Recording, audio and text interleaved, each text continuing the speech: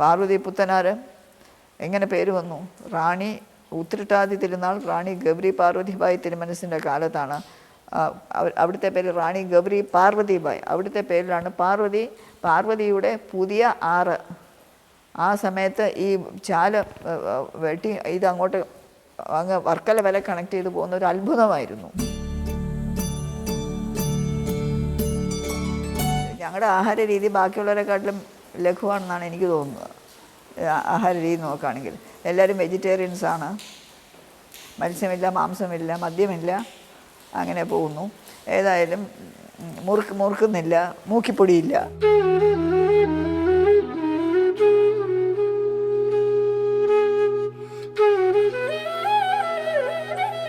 പക്ഷെ അമ്മാവൻ ഒരു കാര്യം പ്രത്യേകം കൽപ്പിച്ചിരുന്നു. 363 ദിവസം ഈ വിമാനത്താവളവും അതിൻ്റെ റൺവേ എല്ലാം അതിനോടനുബന്ധിച്ച എല്ലാ ഭാഗങ്ങളും ആളുകൾക്ക് വേണ്ടി, പബ്ലിക്കിന് വേണ്ടി, 2 ദിവസം പത്മനാഭന് വേണ്ടി ആറാട്ട്. കൊല്ലത്ത് 2 ദിവസം പത്മനാഭന് വേണ്ടിയാണ്. ചാർട്ടർ ഫ്ലൈറ്റിലാണ് അദ്ദേഹം കൊണ്ടുവന്നത്. അത് ആദ്യമായിട്ട് വലിയൊരു പ്ലെയിൻ ഇറങ്ങുന്നത്. അതാണ് വലിയൊരു കഷ്ടമായിപ്പോയി. അച്ഛൻ്റെ ദേഹവും കൊണ്ടാണ് വരുന്നത്.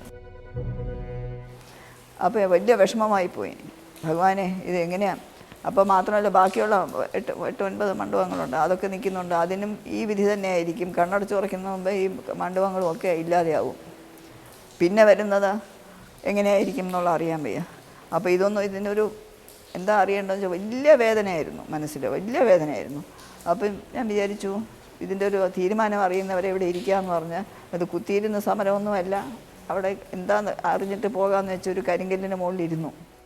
പിന്നെ വലിയ ബോയിങ് ഫ്ലൈറ്റോ ഇൻ്റർനാഷണൽ ഫ്ലൈറ്റോ ആദ്യം കുവൈറ്റിൽ നിന്ന് മറ്റാണെന്ന് തോന്നുന്നു ഇവിടെ ലാൻഡ് ചെയ്തപ്പോൾ എയർപോർട്ട് അതോറിറ്റി അച്ഛൻ്റെ വലിയ പടം വെച്ച് വിളക്ക് കൊളുത്തി.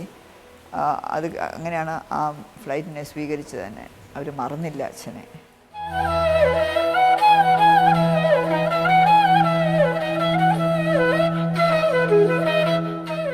ഞങ്ങൾ കുഞ്ഞിനെ കൊണ്ട് ബോംബെ പോകുമ്പോൾ അയാൾക്കന്ന് 10 വയസ്സാണ് അദ്ദേഹത്തിന്. അമ്മാവൻ എൻ്റെക്ക് ചോദിച്ചു ഞാൻ എന്ത് ചെയ്യണമെന്ന്. നമ്മൾ ഒന്നും ചെയ്യണ്ട, പ്രത്യക്ഷ പത്മനാഭനായിട്ട് അമ്മാവൻ വരുമോ? അമ്മാവനെ തണുപ്പ് ഒട്ടും വയ്യ. ഉഷ്ണം എങ്ങനെയാണ്, തണുപ്പ്, കാറ്റ്, മഴ, തണുപ്പൊക്കെ വളരെ വളരെ വളരെ അമ്മാവനെ ബാധിക്കുന്നതാണ്. അപ്പോൾ ഇവിടെയൊക്കെ ഇരിക്കുമ്പോൾ എനിക്കറിയാം വല്ല മഴക്കാലം വരുമ്പോൾ ഒരു ഉടുപ്പിൻ്റെ മുകളിൽ കൂടെ, ഒരു ഷർട്ടിൻ്റെ മുകളിൽ കൂടെ ഒരു വേസ്റ്റ് കട്ട് വരെയൊക്കെ ഇട്ട് മഫ്ലറൊക്കെ പതിച്ച് ഒക്കെ അമ്മാവൻ നടക്കും.